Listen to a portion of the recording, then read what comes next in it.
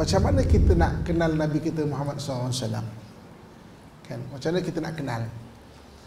Zaman sahabat, para sahabat jumpa Nabi, dia kenal, dia tengok, dia bergaul dengan Nabi, dia menyaksikan kebaikan-kebaikan Nabi.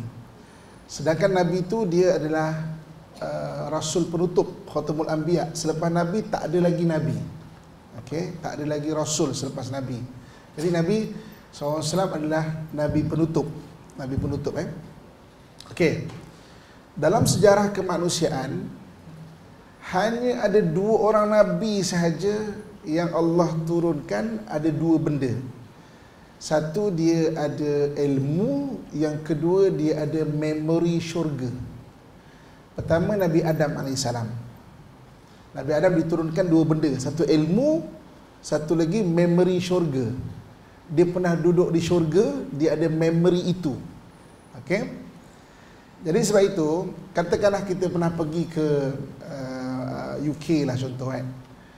Kita pergi ke negara Arab contoh kan. Kita balik, kita ada memori itu. Jadi kita pun nak dekorasi rumah kita ala-ala macam English style contoh ataupun Arab style kan. Kita tengok negara Arab, dia duduk ada kursi, tak ada meja bawah, kita pun nak beli cushion tu kan. Sebab bukan saja kita ada ilmu, kita ada memory itu. Okey. Sebab itu daripada zaman Nabi Adam alaihissalam, maka Nabi Adam diturunkan muka bumi sebagai khalifah. Dia membangunkan muka bumi sebagai khalifah, dan dia bangunkan dengan ilmu dan juga memori syurga. Jadi Nabi Adam ni bila?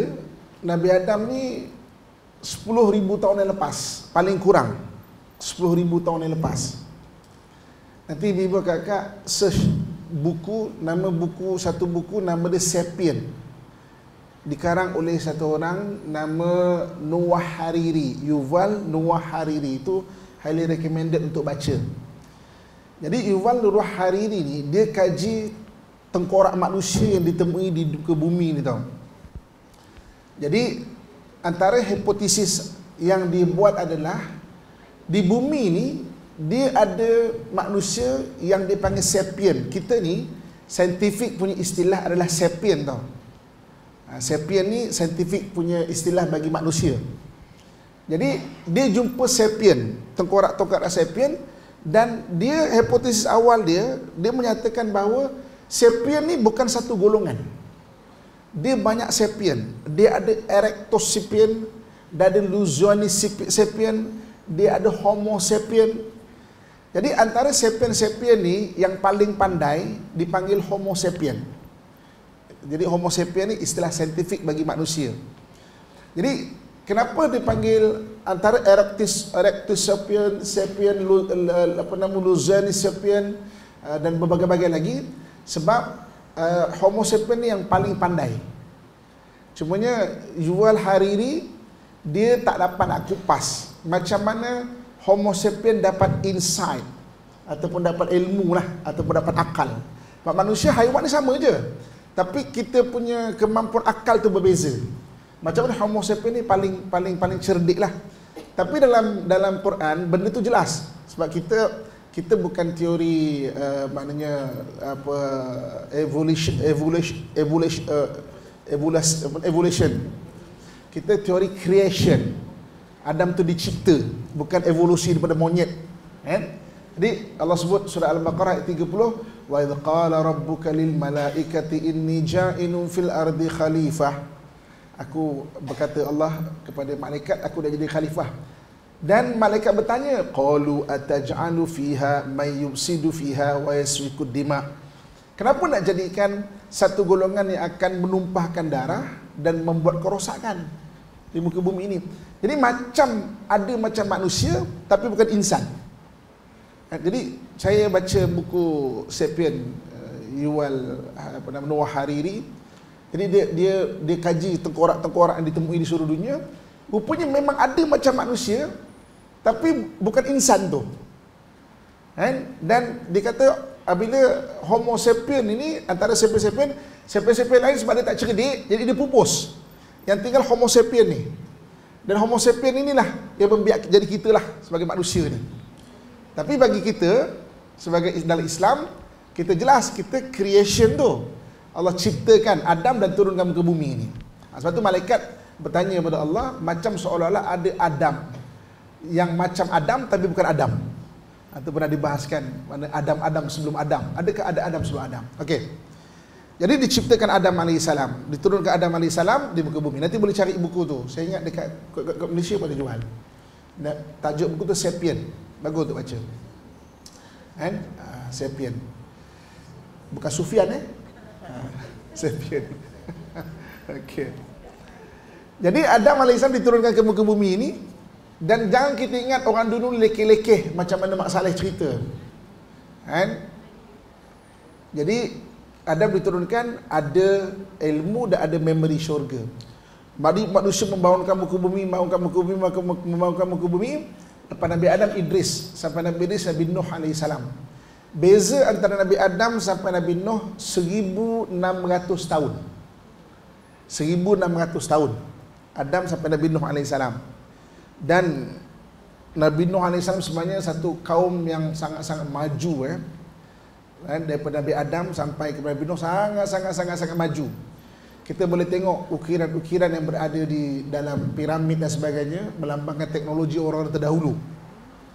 Kalau kita tengok dalam Quran pun, ketika Nabi Nuh AS memanggil anaknya, Nabi Nuh ni dekat kapal lah, dan penuh dengan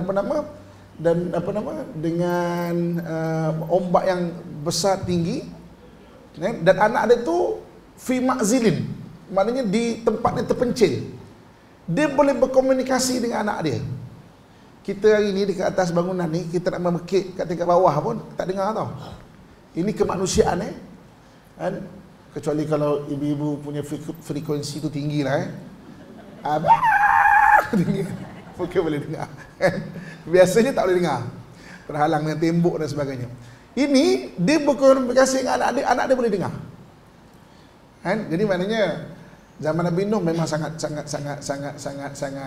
maknanya hebat. Sebab itu bila orang terlalu hebat, dia tak perlukan Tuhan. Dia tak perlukan Tuhan, dia engkar kepada Allah Subhanahu Wa Taala. Kan? Dan sebab itu kalau kita tengok, nabi-nabi ni lawan individu, kecuali Nabi Nuh lawan satu kaum. Nabi-nabi lawan individu tau.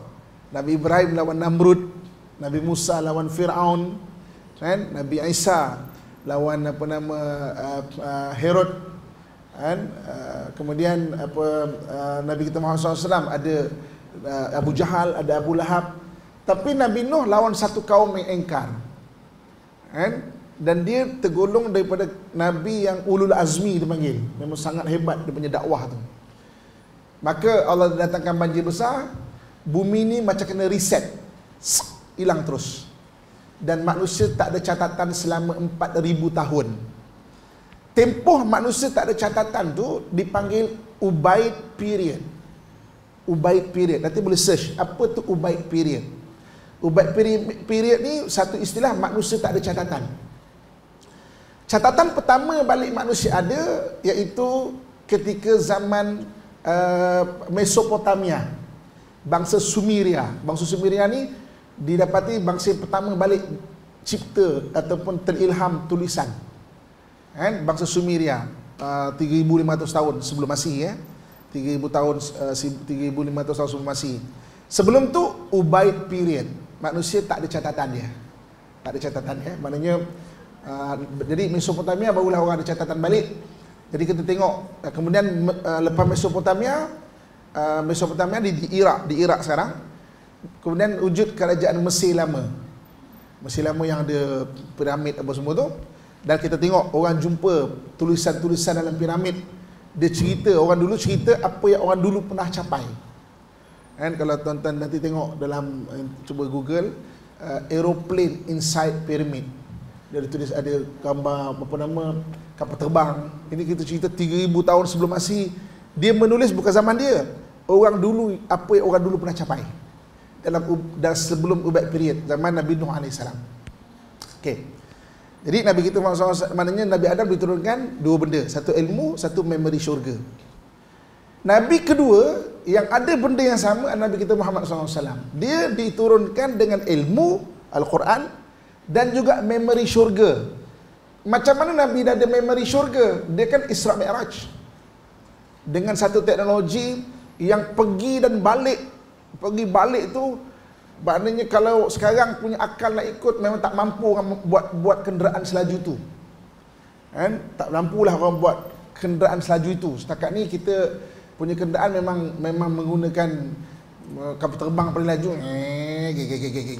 Macam itulah. Kan? Jadi maknanya dulu pernah ada rupanya ada satu teknologi iaitu orang boleh travel ni dalam waktu sangat singkat. Kan? Jadi Nabi SAW berisra Mi'raj. Okay. Teori Einstein, maknanya ahli fizik zaman moden ni, kan dia ada banyak teori, tapi ada teori yang tidak terbukti, tapi memberi inspirasi kepada pembuat filem. Dia kata manusia ni takkan boleh membuat kenderaan selaju cahaya. Kalau dia buat, katakan ni kelajuan cahaya, dia nak buat kelajuan cahaya, jisim akan bertambah, atom-atom akan melekat, dia akan slow balik. Tunggu lagi, dia akan slow balik. Kalau manusia berjaya membuat satu kenderaan salju cahaya, dia akan boleh menerobos masa depan.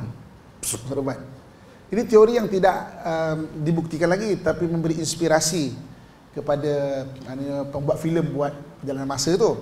Tapi dalam Islam ada sebut tau kisah, maknanya bagaimana satu hari seperti 1000 tahun. Kan? Dajjal besok kalau dia keluar, macam mana dia travel timur dan barat tu dalam sekelip mata. Kan? Okay.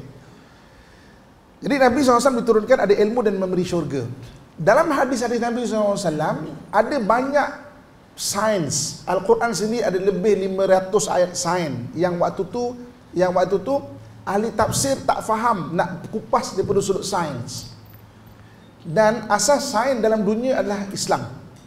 Sebelum Barat dia mengambil ilmu kurun ke-16, macam mana Barat dia boleh maksudnya dapat ilmu-ilmu Islam ni, iaitu kota Andalusia. Kota Andalusia ni satu kota yang memang hebatlah, melahirkan banyak ilmu, saintis-saintis dan sebagainya. Andalusia tombang kepada kerajaan Kristian pada 1492 Masihi. Di situlah diambil kitab-kitab dan orang Barat dapat benda ilmu-ilmu sains dan sebagainya. Tapi ilmu sains dan Islam memang berasal daripada Quran, berasal daripada hadis. Okey. Kemudian dikembangkanlah ilmu sains tu. Okey. Daripada Nabi Adam AS sampai Nabi Nuh berapa tahun tadi? 1600 tahun kan? Diorang dah engkar dan sebagainya kan. Daripada Nabi Muhammad SAW sampai kita berapa tahun? Berapa tahun dah? 1400 tahun kan? 1400 tahun kan? Bayangkan, baru 1400 tahun teknologi dah hebatnya. Boleh tak kita bayangkan Nabi Nuh tu punya hebat teknologi, kita kena tunggu 200 tahun lagi. Maksudnya betapa advance tu kan? 200 tahun lagi. Sekarang pun orang tak perlukan Tuhan. Orang dah ingkar. Macam zaman Nabi Nuh. Kan? Orang ahli ada satu grup Scientology. Scientology ni memang bertuhankan sains. Kan? Memang dia tak percaya pada agama-agama ni. Etisnya lain. Banyak dah orang tak percaya Tuhan. Saya dekat sekitar Lembah Kelang, saya tak nak ceritalah spesifiknya tempat mana. Dulu kan pernah ada satu grup etis. Dulu orang senyap-senyap, sekarang waktu orang dah ada Facebook, orang berani isytiar Republik Etis Malaysia lah. Jadi ada satu grup ni, dia yang eksekutif, eksekutif muda yang tak percaya, jadi etis lah, tak percaya pada agama ni. Jadi mak bapak dia orang ahli masjid, alhamdulillah, datang kuliah dan sebagainya. Aturkanlah sebulan dalam sekali ke dua kali ustaz-ustaz berdiskusi dengan anak-anak dia orang ni. Tapi dia orang intelek, educated, nak dengar aja datang. Kan? Tapi kebetulannya yang datang tu ustaz-ustaz mungkin panas. Kau tak tinggal neraka ke? Tak percaya Tuhan ke? Kau bakon neraka kau tidak? Jadi budak-budak di blok. Apa ustaz? Tapi dia orang datang je. Kan? Jadi hari itu saya dijemput. Jadi saya kata, "Dik, dah kumpul tentu kan, ada 20 orang lebih. Dik, Hari ni kita tak payah cerita pasal Tuhan lah. Tak cerita pasal Tuhan. Bazir masa kau, bazir masa aku. Kan? Aku datang hari ni 2 jam pun bazir je. Aku cerita pun kau whatever kan. Baik, apa yang aku cerita. Kita cerita benda lain. Kita cerita pasal paintball, kita cerita pasal diving. Mak bapak belakang semua dah berkerut macam ni. Apa ke benda ustaz ni kan? Kita nak suruh diskusi dengan anak kita ni kan. Kan? Oh, diving ni dia ada macam-macam environment dia. Kan? Dia ada bukan saja tengok coral, bukan saja tengok ikan. Kan? Coral tu dia bukan tumbuhan. Coral adalah haiwan tau. Kan? Lepas tu boleh search. Kan? Coral animal or plant. Kan? Dia adalah haiwan sebab dia ada sistem perkumuhan. Dia makan dan dia berak. Kan? Coral tu haiwan. Okay, dia bukan tumbuhan. Oh, kita cerita lagi ikan. Kan? Ikan ni, ikan lumba-lumba yang berada di Spain ditemui di Australia. Sebab ikan lumba-lumba ni dia mamalia. Dia macam manusia, berdarah panas dan dia beranak. Dia bukan bertelur. Rupanya perangai pun macam manusia. Dia ziarah saudara dia kat Australia. Dia macam manusia ya. Kita tak explore tau benda macam tu, tapi dia jumpai. Rupanya dia kawan-kawan berziarah apa semua kan. Oh ya ke? Okay. Oh, itu belum lagi kita cerita pasal kapal karam. Kapal karam. Oh, tengok dalam tu kan, dekat Pahang saja ada 2, Sandry Falls kan. Maknanya tahun 70-an kapal British tenggelam kena bom dengan Jepun. Sandry Falls dekat Negeri Sembilan, kapal-kapal Portugis. Kan? Oh, macam-macam. Saya pernah menyelam dekat Tisselgom dekat Mesir. Kapal British kena tembak dengan Jerman. Dalam tu ada lori, ada senapang, ada motor, ada kapal terbang punya sayap untuk bantuan. Jadi kita underwater punya museum lah. Wah, Ustaz, kita nak baca diving lah. Boleh bagi dah. Jadi apabila nak baca diving, at least dia spend 5 hari dengan saya. Barulah boleh cakap. 2 jam tak boleh, bazir masa kau, bazir masa aku jadi kan. 5 hari barulah kita boleh bercakap. Dengan saya kan 5 hari kajau kan. Dek, kenapa kau tak percaya Tuhan? Peliklah kau ni kan. Orang semua percaya Tuhan. Tak adalah Ustaz. Bukan tak percaya, tak logik lah Ustaz. Oh, tak logik. Aku bawakan 500 ayat sains dengan kau. Jadi 5 hari tu, alhamdulillah, baik semua. Ada yang dah jadi AJ ke masjid ganti bapak dia pun ada. Kan? Ada cerita lebih belas tahun lepas tau. Kan? Okay, balik pada cerita tadi tu. Sekarang pun orang dah tak perlukan Tuhan. Maksudnya tak percaya pada Tuhan dah. Konon-kononnya terpaling moden lah cerita dia kan. Terpaling moden.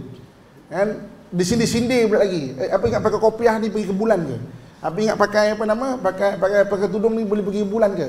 Apa ingat pakai tie tu boleh pergi ke bulan? Pakai tie pergi ke bulan dia suit dia tau. Orang tak pakai tie lah pergi ke bulan.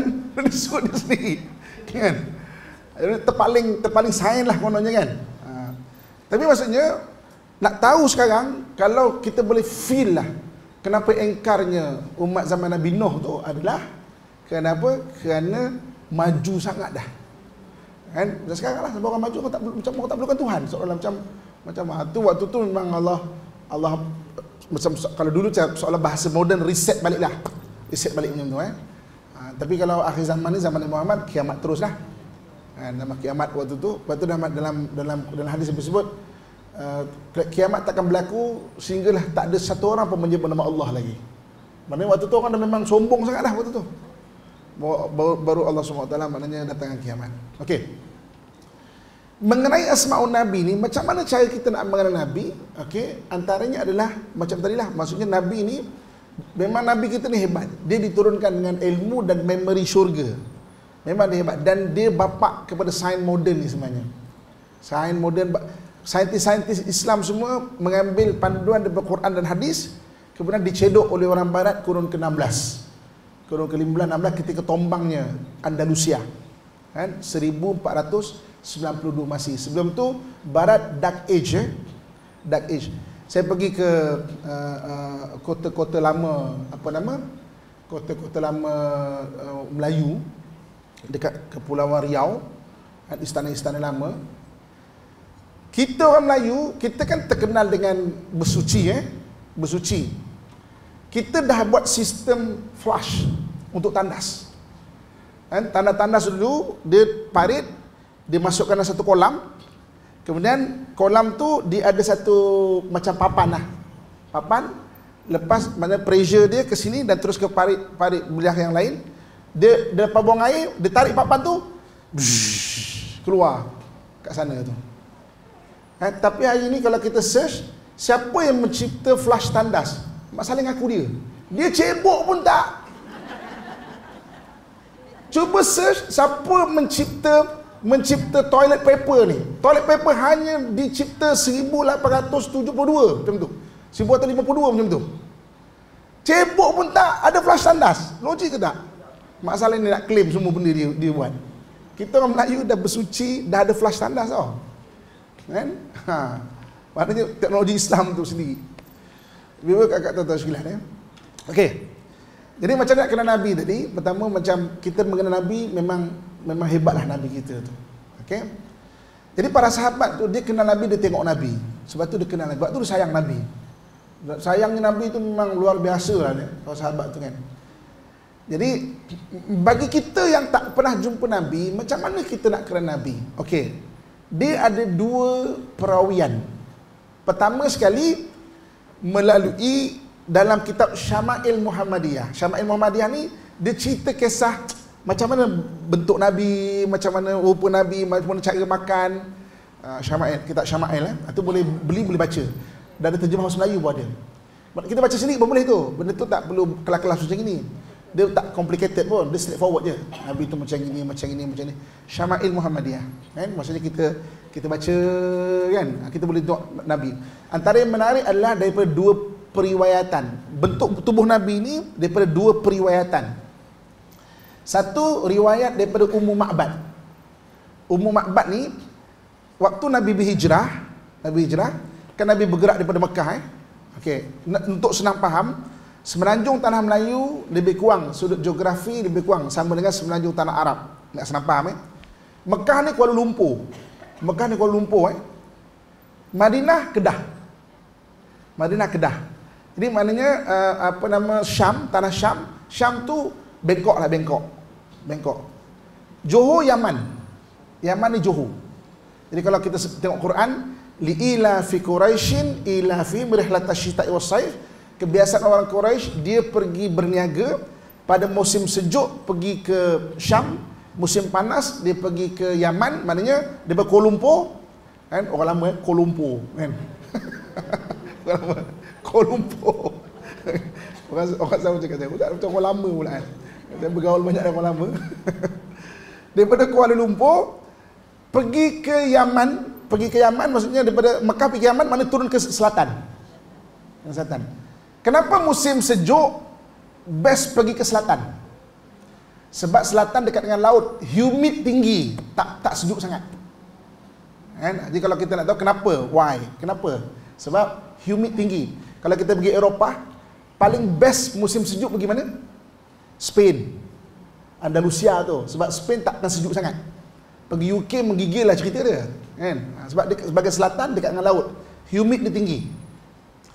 Kenapa musim panas sedap pergi ke Bangkok? Nak cerita faham, bukan Bangkok tu lah, maksudnya Syam tu, utara ni sejuk. Jadi musim panas tak sejuk, tak panas sangat. Betul, li ila fi Quraisyin ila fi rihlatash syita'i was-saif. Dan kita tahu kenapa why. Kenapa pergi Yaman tu, kenapa pergi Syam. Okey. Jadi semenanjung tanah Melayu dengan semenanjung tanah Arab dia sama, geografi tu tak senang faham. Jadi Nabi berhijrah daripada Mekah ke Madinah, mana Nabi ke utara kita dengar tak? Ingat tak? Maksudnya Nabi turun ke selatan sikit dulu. Maknanya nak senang faham macam turun ke Seremban dululah. Dia nak berhijrah tu ke Seremban dulu. Jadi orang semua cari kat Perak kan, dekat Penang kan. Rupanya Nabi ke Seremban dulu. Lepas beberapa hari baru naik. Diorang dah penat cari, tak ada lah ni, barulah Nabi naik kan ke utara. Nabi duduk ke Gua Thur dekat kalau nak senang faham ke bawah lah. Okey. Jadi ketika Nabi berhijrah daripada Mekah ke Madinah, nak senang faham Kuala Lumpur pergi ke Kedah tu, dulu tak ada RNR. Jadi Nabi berhenti, Nabi minta nak beli makan ke apa ke kat rumah kampung. Antaranya Nabi singgah ke rumah Ummu Ma'bad. Ummu Ma'bad ni lah. Jadi Nabi singgah, Nabi kata, pakcik, ni nak senang faham kita bahasa Melayu tau. Kan? Pakcik, ada tak susu ke, makanan ke, kan? Jadi Ummu Ma'bad kata, tak ada lah, kan? Saya punya kambing lembu ni memang dah tua dah, tak susu. Nabi kata, kalau saya perahkan tak ada susu, boleh tak bagi susu tu kat saya sikit? Boleh lah, tapi memang tak ada susu. Kan? Dengan tangan Nabi yang barakah, Nabi perah, ada susu. Jadi banyak berbotol-botol, maka Ummu Ma'bad pun suka. Jadi sebahagian dibagi kepada Nabi, sebahagian lagi pada Ummu Ma'bad. Jadi Nabi pun dapat susu, dapat tenaga, Nabi pun bergerak. Petang, suami Ummu Ma'bad balik. Tanya, mana dapat susu? Dia kata ada satu orang tadi.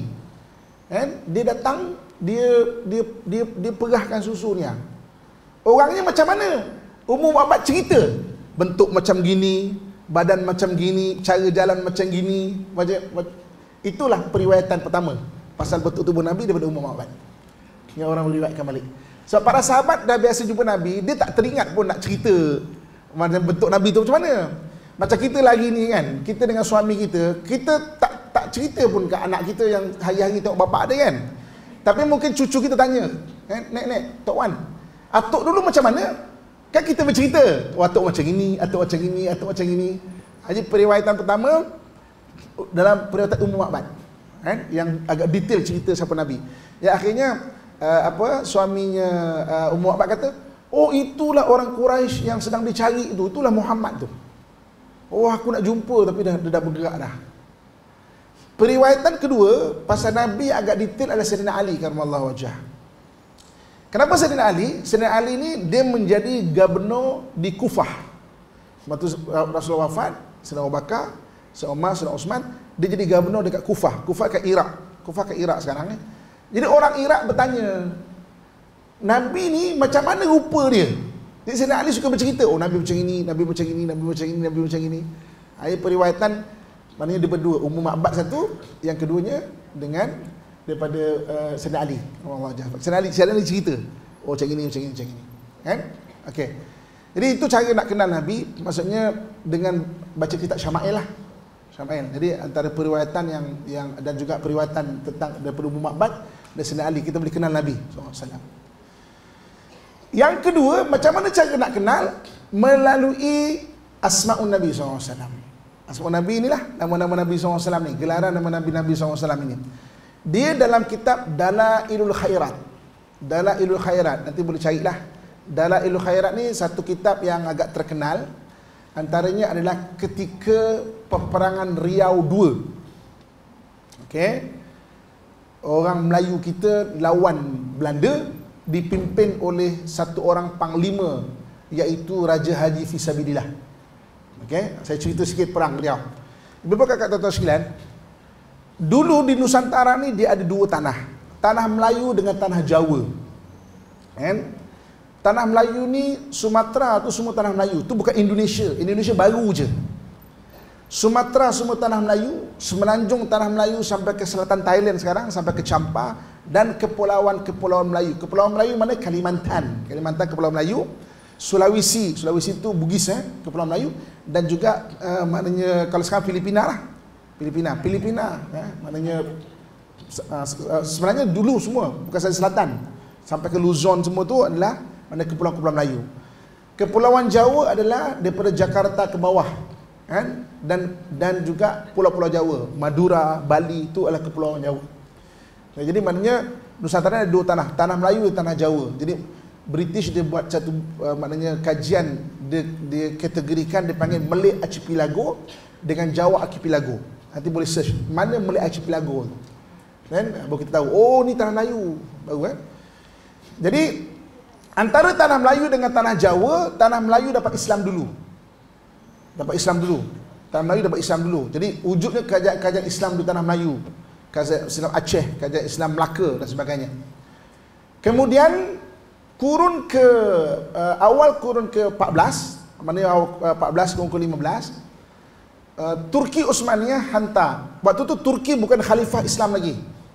Kenapa kerajaan Melayu tidak bernaung bawah Turki Uthmaniyah, sebab Turki Uthmaniyah menjadi khalifah 1517. Diorang dulu kawan-kawan raja, sesama raja je, tak bernaung, kawan-kawan raja je, saling tolong-menolong, kawan-kawan raja. Di Turki Uthmaniyah dia hantar pendakwah balik dengan satu resolusi, tanah Melayu settle, tanah Jawa belum Islam lagi. Dihantar 9 orang pendakwah awal yang sebelum Wali Songo, kan?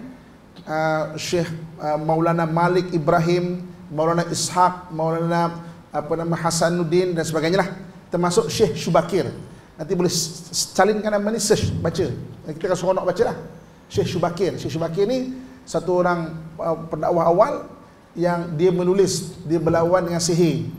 Kita sini banyak sihir, banyak kawan-kawan kami di Timur Tengah syahid dengan pedang. Kami di sini syahid dengan sihir, kan? Syahid dengan sihir.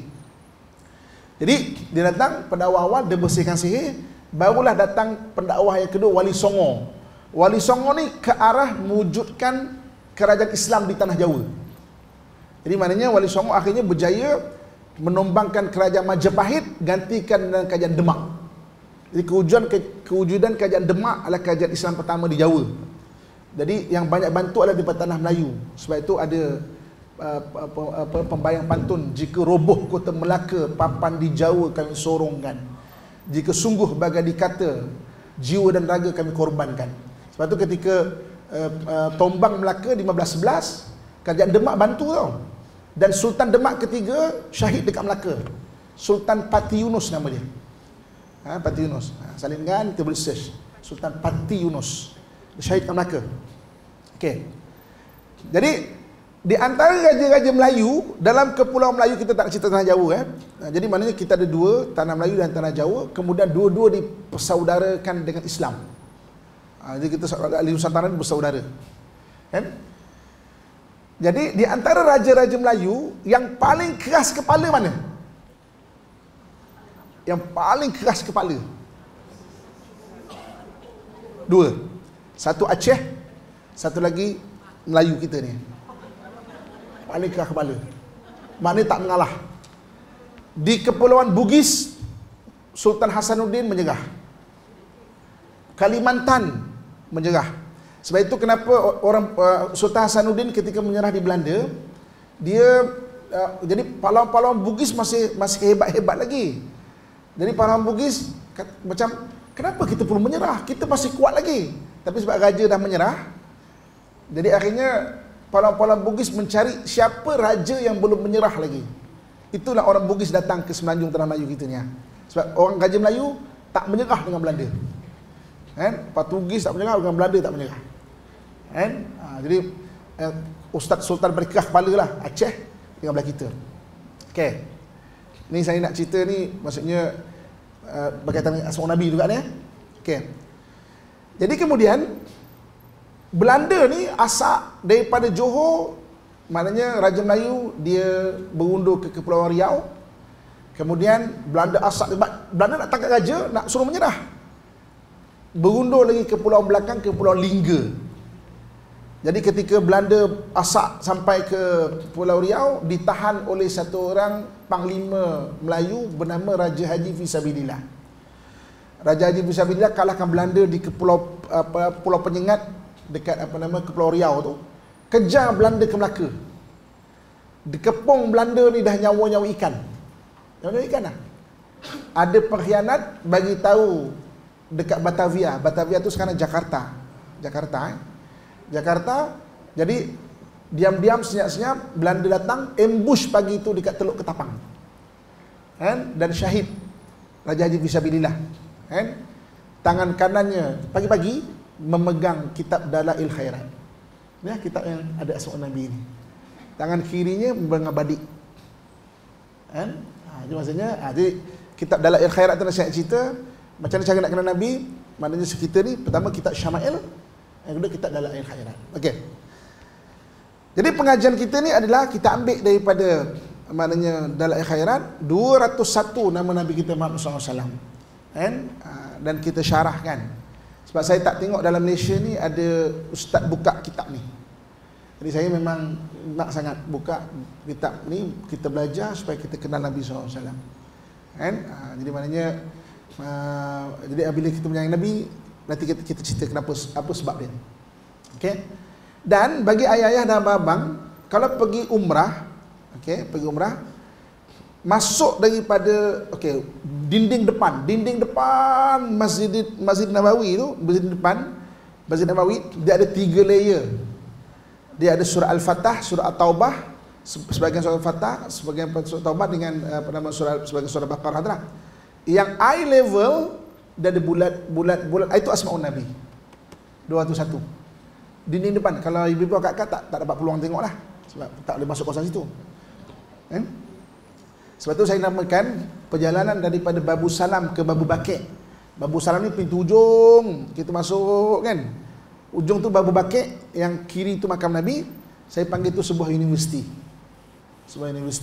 maknanya kita belajar tafsiran ayat Quran tu dengan Asmaul Nabi pun tak habis kan. Itu belum lagi ayat-ayat Quran dekat kubah-kubah tu, dia tidak sengaja diletakkan untuk kita belajar sebenarnya. Kenapa orang dulu tu meletakkan kat situ. Sebelah kiri untuk makam Nabi tu ada 5 buah hadis, tapi bukan eye level lah, dia tinggi macam pintu gerbang. Dah ada 5 buah hadis sampai makam Nabi SAW kan. Jadi maknanya kalau kita pergi umrah, kita mengerti belajar something. Oh ni Asmaul Nabi, oh ni 3 surah, ini ada 5 buah hadis Nabi SAW, dan apa maksud dia kan. Taklah makam Nabi tu cakap Alhamdulillah hari ni di Raudah kan. 100 like apa ni, marah pula tu kan. kita nak tak salah update, kita nak maknanya biar orang mengembang-gemburkan untuk menggalakkan orang pergi kan. Tapi belajar something kan, sebab Madinah tu penuh dengan pelajaran tu. Ini kenapa warna 3? Kenapa ada warna merah, penggunaan warna merah dan juga warna merah dan warna putih? Itu daripada kerajaan Bani Umayyah. Kenapa ada warna hitam dan putih? Itu kerajaan Bani Abbasiyah. Kan? Kalau tengok tiang-tiang dia ada dipanggil corniche. Corniche tu dia ada macam sarang burung. Kenapa ada sarang burung corniche? Sebab hijrah Nabi SAW ketika dalam Gua Thur tu, sarang burung merpati dan sarang laba-laba. Sarang laba-laba ni kita tak dapatkan mana? Dekorasi kita pakai bunga dan geometri. Kita perasan tak sini? Ni bunga, ni bunga. Belakang tu geometri. Sini tak ada geometri yang kan? Ada. Ni bunga-bunga. Ni motif bunga-bunga atau geometri di tengah-tengah tu. Geometri kan macam sarang laba-laba. Sana tu dekorasi digunakan 2. Satu flora dan geometri. Banyak benda kita belajar. Sebenarnya Asmaul Nabi tu boleh kita jumpa dekat Masjid Nabawi bahagian depan sekali. Yang eye level, yang bulat macam tu. Saya dengan izin Allah Subhanahu Wa Taala ketika maknanya pergi ke Palestin saya kata, ya Allah, bagi aku rezeki untuk susunkan dia punya melodi dia. Ni melodi ni disusun dalam perjalanan saya pergi Palestin.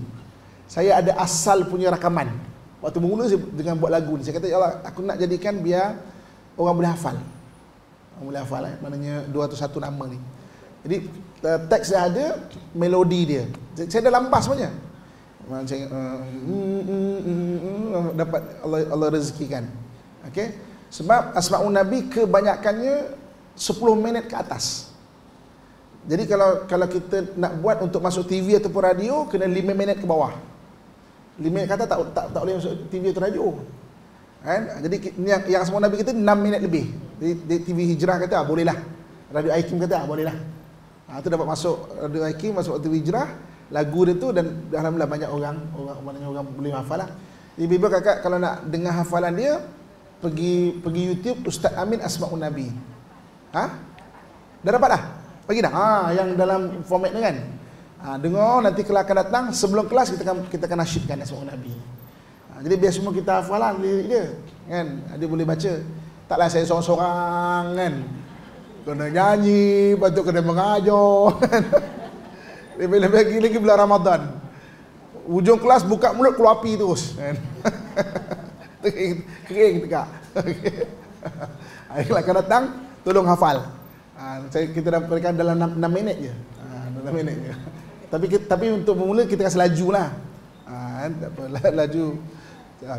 Sebab untuk boleh kan? Okey. Bab terakhir. Kenapa kita nak belajar seorang Nabi? Okey, yang pertama sekali untuk kenal Nabi SAW. Kalau kenal, maka kita akan cinta. Bab kata hadis Sahih Melayu. Hadis Sahih Melayu. Tak kenal, maka tak cinta. Itu hadis Sahih Melayu. Jadi kalau kita kenal, maka kita akan cinta. Orang akan memusuhi benda yang dia tak tahu. Al-mar'u adu bima jahilah. Orang akan memusuhi benda yang dia tak kenal. Dan bila dia kenal, maka dia akan cinta Nabi SAW. Jadi maknanya mempelajari pasal Nabi ni, kita mempelajari pasal diri Nabi, dan mudah-mudahan kita ambil iktibar dari nama-nama tu, dan kita boleh mencintai Nabi. Macam saya sebut tadi nak tahu Nabi, ada 2 kitab. Satu apa? Syama'il. Yang kedua Dalal Khairat. Tu maknanya cerita pasal Nabi tu lah. Dan Dalal Khairat tu kita ambil maksudnya bagian asma Nabi ni kita syarahkan. Okey. Yang keduanya, dengan mempelajari gelaran-gelaran Nabi ni, kita akan dapat satu panduan ikutan. Okey, surah Al-Ahzab ayat yang kedua. Surah Al-Ahzab yang kedua Allah sebut, auzubillahi minasyaitanir rajim, laqad kana lakum fi rasulillahi uswatun hasanah liman kana yarjullaha wal yawmal akhir wa dzakarallaha katsira. Sesungguhnya pada diri Nabi itu ada ikutan dan panduan yang baik. Nabi itu ada ikutan panduan yang baik bagi sesiapa yang mengharapkan keredaan Allah dan keselamatan hari akhirat. Siapa yang tak perlu benda tu, tak perlulah. Tak perlu keselamatan akhirat, tak perlu. Tak perlu keredaan Allah, tak perlu. Jadi bagi Rasulullah ada panduan yang baik untuk siapa? Orang yang mengharap keredaan Allah dan nak selamat ke akhirat. Jadi kalau orang yang tak nak selamat ke akhirat, dah kau pergi dengar lagu sana, kan? Maksudnya orang yang nak redha Allah, nak keselamatan akhirat, jom kita jadikan Nabi itu uswatun hasanah. Dan wa zakarallaha katsira, maknanya mengingat dan akan membawa kita mengingati Allah. Mencintai Nabi ni akan membawa kita mencintai Allah Subhanahu wa taala. Jadi maknanya untuk panduanlah, untuk satu panduan, maknanya satu ikutan kita hidup. Okey. Selain daripada itu, selain ikutan yang zahir, jadi kita ada satu sampel 201 nama. Kalau ibu kakak nak cari nama cucu ke nama anak, kan, untuk anak-anak kita, apa nak nama anak ni kan? Dia ada 201 sampel nama-nama Nabi ni. Jadi bolehlah ambil satu sampel, kan, yang memang betul nama Nabi SAW. Okey. Dan yang ketiga, kenapa kita nak belajar asal Nabi? Untuk kita praktis dalam kehidupan harian. Sebab Nabi itu tujuan kita belajar bukan kita nak suka dengar cerita tau. Kan, bukan kita belajar, ui bestnya ustaz tu ceramah, macam-macam cerita dia ada kau. Dia cerita apa? Aku tak ingat lah, tapi best cerita dia tu kan. Bukan tujuan itu kita belajar asal Nabi. Kita nak dapatkan panduan hidup. Contoh, salah satu nama Nabi SAW ni adalah Al-Mudaththir. Mudaththir ni yang berselimut. Kan? Dalam keadaan Nabi itu bersedih, dia Nabi bersedih, satu manusia bersedih, kita akan duduk. Jadi waktu nama Nabi itu berselimut. Allah panggil, ya ayyuhal mudaththir. Jadi salah satu nama Nabi adalah Mudaththir. Allah ajar 5 step untuk mengubat kesedihan. Jadi kita boleh belajar something. Sebab sedih ni bukan milik orang dulu. Orang sekarang pun sedih, orang akan datang pun sedih. Kan? Jadi kita belajar, ya ayyuhal mudaththir. Jadi daripada nama Nabi Mudaththir itu, Allah ajar, kum fa'anzir, bangun. Jangan duduk saja, kan? Jangan duduk melayan. So kalau kita bersedih kan, orang sedih kan duduk bilik seorang macam masuk pagar, kunci pagar, masuk rumah, kunci rumah, masuk bilik, kunci bilik, masuk almari, kunci almari. Kalau almari itu ada kotak, masuk kotak, kunci kotak, duduk seorang macam itulah. Tapi dia sudah bangun, bangun. Jangan duduk melayan kau punya anxiety dengan depression tu. Kum fa'anzir. Kemudian dah bangun, buat 5 benda. Wa rabbaka fakabbir. Maka Tuhan kamu hendaklah kamu agungkan. Ingat Allah. Wa thiyabaka fatahhir. Baju kamu bersihkan. Orang murung, orang anxiety, baju tak terurus kalau kita perasan. Badan tak terurus, mandi pun tak. Tapi wathiyabaka fatahhir. Baju bersihkan. Pakai wangi-wangi.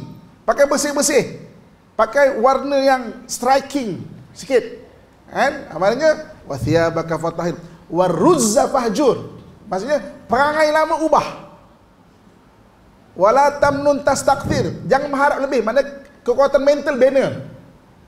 Apa nama? Walirabbika wathiyabaka fatahhir wazufa wala tamnun tastakthir walirabbika fasbir. Dengan Tuhan kamu hendaklah kamu bersabar. Maknanya kekuatan hati bina. Kita akan syarah benda tu. Jadi bila kita berlalu ada melalui kesedihan, kita ada panduan melalui asma' Nabi SAW. Ketika kita gembira, ada panduan dia melalui asma' Nabi SAW. Kan?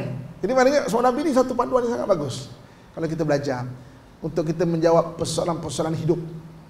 Hidup ni kan penuh persoalan. Kan? Nak buat macam mana Nak buat macam mana? Jadi kita tak cari teori. Tak cari, ikut je. Sebab umur manusia, umat Muhammad tak panjang. Umat Muhammad baina sitin wa sabi'in, antara 60 ke 70 average. Lebih daripada itu tak ramai.